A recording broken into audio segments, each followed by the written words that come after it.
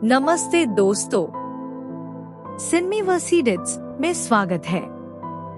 आज हम लेकर आए हैं तेलुगु सिनेमा के महाकाव्य किंगडम साम्राज्य की पूर्ण कथा। 1920 के जनसंहार से लेकर 1991 के श्रीलंकाई गृहयुद्ध तक फैले इस सफर में वीरता, भाईचारे और बलिदान की अमर गाथा छिपी है। पूर्ण विवरण के साथ शुरू करते हैं यह ऐतिहासिक एक्शन यात्रा। सन 1920 में श्रीकाकुलम के घने जंगलों में अंग्रेजों ने सोने की खदानें खोदनी शुरू की, जिससे स्थानीय आदिवासी समुदाय की पवित्र भूमि और जीवन खतरे में पड़ गए। आदिवासी राजा ने अपने लोगों को बचाने के लिए संघर्ष किया, पर ब्रिटिश सेना के आधुनिक हथियारों और तोपों के आगे उनकी तलवारें और धनुषबाण टिक न सके। एक भीषण नरसंहार में सैकड़ों आदिवासी मारे गए और राजा ने मरते समय एक भविष्यवाणी की कि एक दिन उनका वंशज आएगा और उन्हें आजाद कराएगा, पर वह इस वंशज का नाम बताने से पहले ही शहीद हो गया। यह भविष्यवाणी आने वाले वर्षों में आदिवासियों के लिए आशा की किरण बनी रही। 1991 में कांस्टेबल सूरी एक जोशीले और निडर पुलिस अफसर के रूप में उभरा, जो बचपन में ही अपने बड़े भाई शिवा से बिछड़ चुका था। जेपी नामक एक खुफिया अधिकारी ने उसे एक गुप्त मिशन पर भर्ती किया, जिसका लक्ष्य श्रीलंका के तट पर स्थित दिवी द्वीप में घुसपैठ करना था, जो गृहयुद्ध की चपेट में था और जहां एक कुख्यात जेल थी जहां से कोई जिंदा नहीं लौटता था। सूरी ने इस मिशन को स्वीकार किया, भले ही वह जानता था कि यह उसकी जिंदगी का सबसे खतरनाक काम साबित होगा। सूरी ने एक मंदिर उत्सव में जानबूझकर दंगा खड़ा करके खुद को गिरफ्तार करवाया और दिवी द्वीप की जेल में भेज दिया गया, जहां कैदियों से ज्यादा उनके अत्याचारी संचालक भयानक थे। जेल पहुंचते ही सूरी की मुलाकात अपने लंबे समय से खोए हुए भाई शिवा से हुई, जो उस आदिवासी समुदाय का नेता था जो 1920 के नरसंहार से बचकर यहाँ आ बसा था। यह मुलाकात भावनात्मक और तनावपूर्ण थी, क्योंकि सूरी को अपनी असली पहचान छुपानी थी। शिवा ने सूरी को बताया कि कैसे उनके पूर्वजों ने अंग्रेजों से बचने के लिए इस द्वीप को चुना और अब वे मुरुगन नामक एक तमिल डॉन के अत्याचार सह रहे थे। सूरी को अपनी असली पहचान छुपाते हुए भाई के साथ रहना पड़ा और उसने जेल के अंदरूनी हालात समझे और धीरे धीरे वहां के प्रभारियों का विश्वास जीतना शुरू किया। उसने देखा कि द्वीप के लोग गुलामी की जिंदगी जीने को मजबूर थे। मुरुगन, जो ओडियाप्पन का बेटा था, पूरे द्वीप पर कहर बरपा रहा था और उसे शक था कि कोई गद्दार उसके खिलाफ काम कर रहा है। एक रात उसने अपने ही पिता ओडियाप्पन की हत्या कर दी और सारे शासन पर कब्जा कर लिया, और उसने शिवा पर शक जताया और उसे गद्दार करार दिया।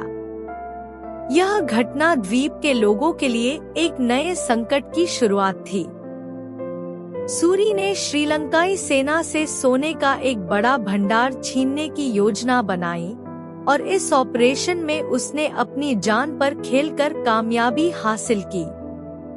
द्वीप वासियों ने उसे हीरो माना और शिवा का भरोसा और गहरा हो गया, पर मुरुगन की शंका बढ़ती गई और वह सूरी पर नजर रखने लगा। उसने सूरी की हर मूवमेंट को ट्रैक करना शुरू कर दिया। मुरुगन ने शिवा का सामना किया और उससे सच्चाई जाननी चाहिए, तो शिवा ने स्वीकार किया कि सूरी उसका भाई है और एक जासूस है। इस पर मुरुगन ने क्रोध में आकर शिवा और सैकड़ों द्वीप वासियों की निर्मम हत्या कर दी, और सूरी ने जब अपने भाई की लाश देखी तो उसका दिल टूट गया और उसने बदला लेने की ठान ली। उसने प्रण किया कि वह मुरुगन को उसके किए की सजा देगा। अब सूरी ने अपना असली रूप धारण किया और उसे एहसास हुआ कि वही उस आदिवासी समुदाय का भविष्यवाणी वाला वंशज है जिसका जिक्र उसके पूर्वजों ने किया था। उसने मुरुगन को ललकारा और कहा कि तुम्हारे अत्याचारों का अंत आज होगा, और दोनों के बीच भीषण मुठभेड़ हुई जिसमें पूरा द्वीप युद्ध क्षेत्र में बदल गया। लोग डरते हुए भी सूरी का साथ देने लगे। लड़ाई के दौरान सूरी ने मुरुगन के अत्याचारों का मुंहतोड़ जवाब दिया और अंत में उसने मुरुगन का सिर धड़ से अलग कर दिया। द्वीप वासियों ने उसे अपना नया राजा घोषित किया और सूरी ने वादा किया कि अब कोई तुम्हें गुलाम नहीं बनाएगा और वह उनकी रक्षा करेगा। उसने लोगों को आजादी का एहसास कराया। जश्न के बीच सेतु, जो मुरुगन का भाई था, द्वीप पर पहुंचा और उसने कहा कि वह अपने भाई और पिता की मौत का बदला लेगा, जिसके साथ ही एक नए संघर्ष की आशंका ने जन्म लिया। सूरी ने अपनी तलवार उठाई और कहा कि तैयार रहो, लड़ाई अभी खत्म नहीं हुई है। उसने लोगों को संगठित होने का आदेश दिया। द्वीप के लोगों ने सूरी के नेतृत्व में अपनी सुरक्षा के लिए किलेबंदी शुरू की और सेतु के आने की तैयारियां की। सूरी ने अपने लोगों को संबोधित किया और कहा कि वे अब डरेंगे नहीं और अपनी आजादी की रक्षा करेंगे, चाहे कुछ भी हो जाए। उसने योजना बनाई कि कैसे सेतु का सामना किया जाए। सेतु ने अपनी सेना के साथ द्वीप पर हमला किया और एक भयंकर युद्ध छिड़ गया जिसमें दोनों तरफ से भारी नुकसान हुआ। सूरी ने अपनी रणनीति और साहस से सेतु की सेना को पीछे धकेलना शुरू किया और द्वीप वासियों का मनोबल बढ़ता गया। लोगों ने एकजुट होकर संघर्ष किया। युद्ध के दौरान सूरी और सेतु आमने सामने हुए और दोनों के बीच एक अंतिम निर्णायक लड़ाई हुई। सूरी ने सेतु को हराया और उसे बंदी बना लिया, पर उसे मारने के बजाय उसे माफ कर दिया, क्योंकि वह जानता था कि हिंसा का चक्र यहीं रुकना चाहिए। उसने सेतु को समझाया कि बदला कोई समाधान नहीं है। सेतु ने सूरी की दयालुता से प्रभावित होकर शांति का प्रस्ताव रखा और दोनों समुदायों के बीच सुलह का रास्ता खुला। सूरी ने द्वीप पर शांति और समृद्धि का शासन स्थापित किया और लोगों को एक नई आशा मिली। उसने न्याय और एकता का शासन लागू किया। अंत में सूरी ने अपने भाई शिवा की याद में एक स्मारक बनवाया और उसके सपनों को साकार करने का वादा किया।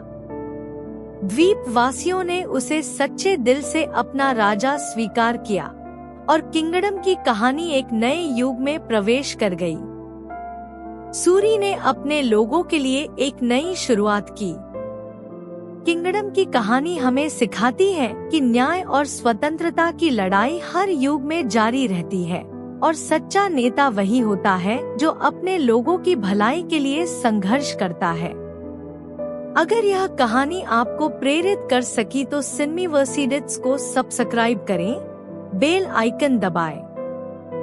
नई सिनेमाई यात्रा के साथ फिर मिलेंगे। आपका दिन शुभ रहे।